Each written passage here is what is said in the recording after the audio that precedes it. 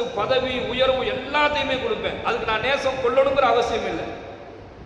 ஆனால் நான் நேசித்தால் நேசிப்பவர்களுக்கு மட்டும்தான் ஹிதாயத்தை நான் வழங்குவேன் என்பதால் நான் நேர்வழியை கொடுப்பேன். அதுக்கு என்னுடைய நேசம் தேவை. பணம் இருக்கும், நேரான பாதையில் அவர் இருக்க மாட்டார். பதவி இருக்கும், அவர்கிட்ட ஹிதாயத் இருக்காது. அப்போ ஹிதாயத் என்று சொல்லக்கூடிய நேரான வழி இல்லாமல் பணம், பதவி, காசு, பணம் எது இருந்தாலும் அது எந்த விதமான பிரயோஜனத்தையும் ஏற்படுத்தாது. இந்த உலகத்தில் வாழ்ற வரைக்கும் நல்லா வாழ்ந்துட்டு போகலாம். நல்ல சொகுசா பங்களா, காரு, பணம், நல்லா சொகுசா வாழ்ந்துட்டு போயிடலாமே தவிர மறுமையில் மௌத்துக்கு பின்னாடி அவருக்கு அதில் எந்த பிரயோஜனமும் இல்லை.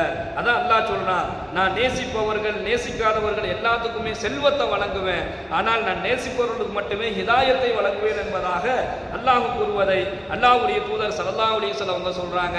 அப்போ அந்த ஹிதாயத் என்று சொல்லக்கூடிய நேரான வழி யாருக்கு கிடைக்கும் அப்படின்னு சொன்னா, முதலாவது விஷயம், யார் குர்ஆனோடு தன்னை தொடர்பு வைத்துக் கொள்கின்றாரோ அவரை அந்த குர்ஆன் சீராக்கும், அந்த குடும்பத்தை குர்ஆன் சீராக்கும் என்பதாக சொல்றாங்க. தாய்மார்கள் நல்லா கவனிக்கணும், குர்ஆனோடு தொடர்பு வைத்துக் கொள்வதில் ரொம்ப கவனமாக இருக்கணும். ஏன்னா குர்ஆனை எடுத்து ஓதுவதற்கு அதிகமான நேரம் பெண்களுக்கு கிடைப்பதை நம்ம பார்க்கணும்.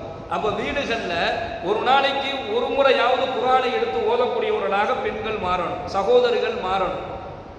நம்முடைய நேரங்களை நம்ம எவ்வளவோ நம்ம கழிக்கிறோம், எவ்வளவோ வீணாக்கிக்கிட்டு இருக்கிறோமே.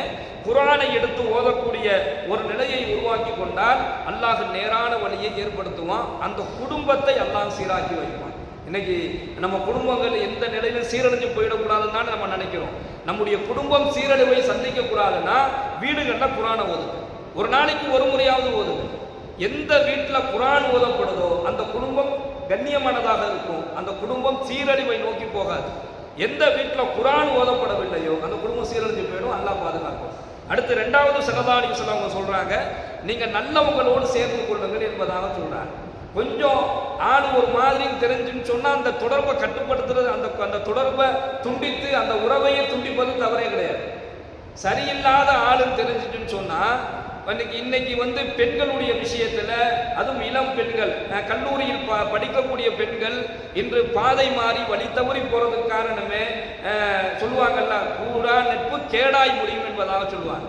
அப்ப சில தவறான நட்புகளால், சில தவறான பழக்க வழக்கங்களின் மூலமாக நல்ல பெண்களும் வீணாகுவதை பார்க்கணும். அல்லாஹ்வுடைய தூதர் சொல்றாங்க, நல்லவர்களோடு நீங்கள் சேர்ந்து கொள்ளுங்கள்.